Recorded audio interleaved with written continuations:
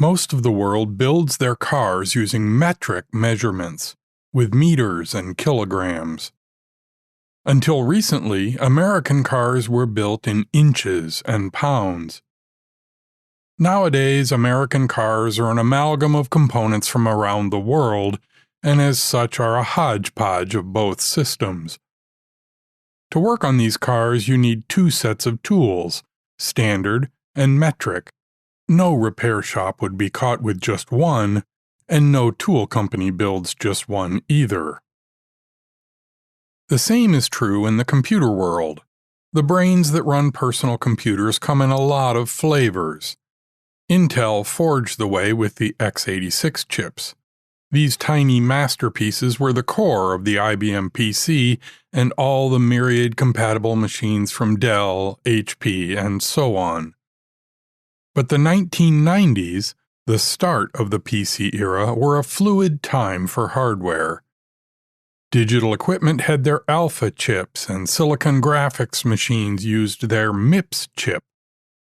Apple was the most fickle of all, building their Macintosh first with Motorola's 68000 series chips, then going through a wrenching conversion to Intel chips for a decade or so, and just this year has decided to convert to their own chips. Like with cars, software developers need tools, custom to each platform. Microsoft has known that owning the tools is a great way to win mindshare and to lure developers into their world. When I was there, we fought a pitched battle to win the market for Intel tools against really smart rivals. I was tasked with leveraging that win to all the other chips by building tools for the array of alternatives. The complexity of this problem haunted me. There were at least 4 different variants with more on the list, and each would need a complete set of tools. Tools that would build software for each chip and even across from one platform to another. Tools built using tools we hadn't built yet. It was a chicken and egg problem of the first order. The scale of this problem kept me awake at night.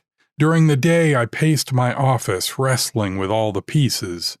I would wonder aloud to my ever-patient admin, Jill, about the details and rant about how we'd never get it done. The first few meetings with my team on this project were hard.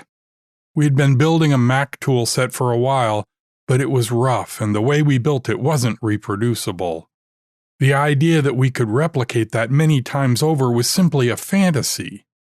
I remember flailing at my team in one meeting, yelling, "You just don't get it!" I was defeated as I walked back to my office, certain that we were headed for failure. That's when Jill quietly turned to me and said, "They're not inside your head." And that's what this is all about.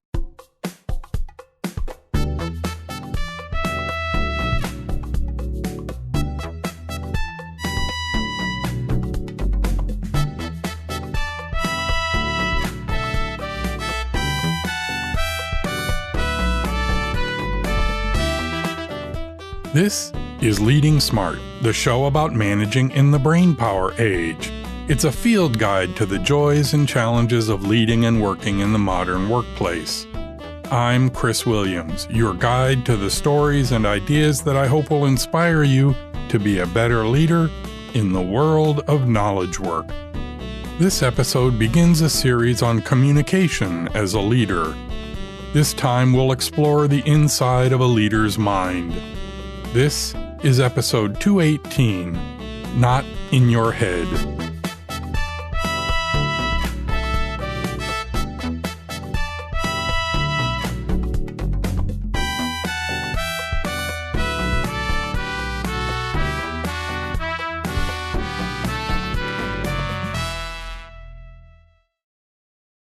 One of the coldest realities you learn as an adult is that you can't really know what's in someone else's head. Anyone who's been in a personal relationship has found themselves wondering, what are they thinking? Who among us hasn't been left vacant by, "What do you mean what's wrong? I'm fine." and every parent of an infant or owner of a pet has pleaded to know what's really bothering them. The same is true in the workplace. Every leader at some point has wondered if the team is really with them. Do they believe in the vision? Do they share my passion for the project? Are they buying what they're being sold? If only you could get in their head. It's worse on the downside. Leaders see things that just don't feel right, numbers that are foreboding, messages that seem off, team interactions that seem broken. They wonder if they're making something from nothing, if it's all in their own head. In a future episode in this series, we'll look at how to resolve these questions, or at least start to get some idea of what's in your team's head, and how to know if the things rattling around in your head are worthy of those sleepless nights. We'll look into getting great feedback and understanding where things truly stand. In this episode, however, I want to look from the other side, from the team's perspective, to see how badly they want in your head, but frustratingly can't get there.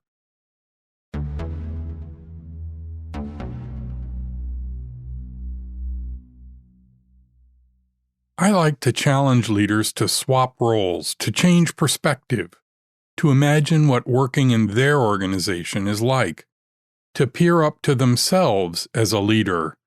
What do they see? What's the culture? How does it feel? This is a difficult exercise for most. We're so caught in our own world, things are happening so fast, and many leaders are such driven personalities that this kind of reflection is hard. Yet there are many ways to gain this perspective.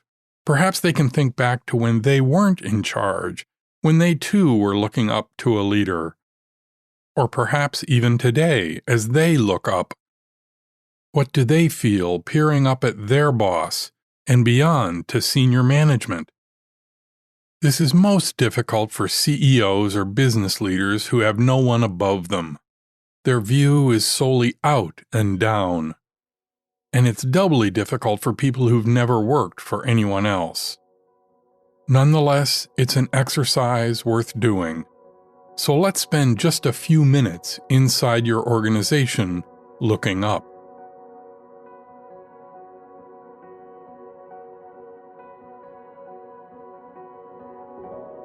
Whether you're a newbie or an old hand, the view upwards in an organization doesn't change much, but the perspective can. Looking up, you see that your boss has the power. They set the agenda, they make the tough decisions. They manage the budget, give out the promotions, hire and fire. Sure, everyone is a leader, they say. You can put in your 2 cents, make your case, but ultimately the boss decides who really gets heard. In many ways, it's not that different than a personal relationship. You wonder what they're thinking. You ponder what's really bothering them. Why did your boss blow up in that meeting? What did I say? Do they hate me now? Should I be looking for another job? In the absence of a real narrative, stories are crafted. The lunch table is abuzz with theories. Notes are compared. Tea leaves are examined. Speculation is the norm. In this vacuum, every little clue is taken as gospel. When the boss makes a simple comment in passing, maybe we should do less of that, it blows up. Soon the entire team is warning each other, whatever you do, don't do that, the boss hates that. And when the boss comes in with the latest crisis on their mind, the whole team valiantly rises to meet it. So desperate to be in good graces, everyone juggles priorities to address the newest need. People try to help each other. Why are you doing that? Didn't you hear the boss? We need to be doing more of this. Or worse, try to sabotage their peers, sending them off on a wild goose chase. Without confirmation, who's to know? Again, the boss arrives with the latest crisis, the latest mandate from above. Whips on, the team zigs with every zag, thrashing this way and that. until, of course, they shut down. No longer sure what's real, what's a crisis, what really needs to get done. The boss, frustrated with the lack of progress, gets more animated, more upset, more aggressive. They lash out at the nearest unlucky soul. Witnesses soon recount this as evidence that yes, the boss really does hate some people. The team shuts down even further. They haven't the slightest idea what the boss really wants, what the priorities are, what is real, what is fiction. And why? Because the boss keeps it all bottled up until it overflows. Maybe they're overwhelmed. Maybe it's bravado. I can handle this, no need for them to be distracted by all this noise. Maybe they're just selfish. But whatever the reason, the team is in chaos because no one knows what's in the boss's head.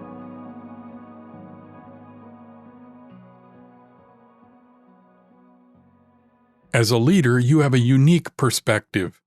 You see more of the whole picture. You have input and ideas and data they don't have. You see opportunity they can't. On the flip side, they're not wrestling with the same problems you are. You have responsibilities they don't. You have pressures they will never see and might not even understand if they did. So, what to do? You let them in, at least in some way. You get open and honest and even a bit vulnerable with them. I advised a leader to do this once and got a horrified look in return. Egad, they said, it's a rat's nest of complexity in there. They'll never understand. They really don't want to be in there. But yes, I counseled, they really do. They want and need to understand what you're thinking. Again, just as in personal relationships, teams are rarely made worse with open, honest communication. Be candid, share your passion and your concerns. Let them see what drives you, what makes your job fun, what makes it a challenge. Share your hopes and dreams for the team, the project, the organization. And yes, you need to share what scares you, the nature, if not the details, of what keeps you awake at night. This all humanizes you and also helps them appreciate your role. But there are some caveats. The goal is to paint a larger picture to help them understand. Offering a glimpse of your world with an example or two is sufficient. Too much detail, too many naked truths will only up anxiety. Without context, the team indeed won't understand. They won't be able to help, and they'll likely be frustrated. Make your sharing lean toward the upbeat. No, not a view through rose-colored glasses. Glossing over or blatantly ignoring the challenges will expose you as a fraud. But help them to see why you're excited, the opportunities you see, the path you envision to success. Leave everyone with something to do, a task at hand, a way to participate. And always try to end on an upbeat note. This is where a vision comes in. Season 1 of this podcast has a whole series on setting and communicating a vision. It's worth a listen. A good vision can be the framework that allows you to have real, meaningful discussions without sending everyone off on the latest crisis. A great message, delivered often, has a marvelous insulating and calming effect. As you share, remember it's a two-way street. Empathy and understanding are essential. Swapping perspectives is good, but genuine, earnest listening is best. Work to understand your team, their motives and fears, their challenges and frustrations, their infighting and culture. Great communication is essential to great teams and is the focus of the next several episodes. In the end, Jill was indeed right, as she often was. Letting the team into my head, though terrifying, was and remains a great idea.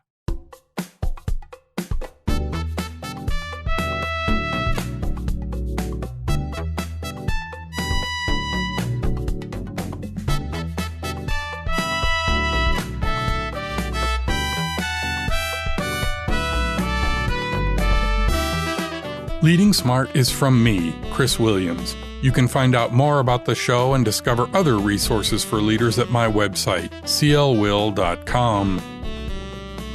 If you like the show, please share it with your friends, especially on social media. Referrals are the greatest source of new listeners. I'd also love your feedback. I'm the CL Will on Twitter, LinkedIn, and Facebook. Or send an email to pod@clwill.com. That's it for this episode. The next episode is another of my conversations with leaders. We'll talk with Todd Nielsen, the CEO of Financial Force. I hope you'll listen. Until then, please remember that each of the several dozen decisions you make today are part of Leading Smart.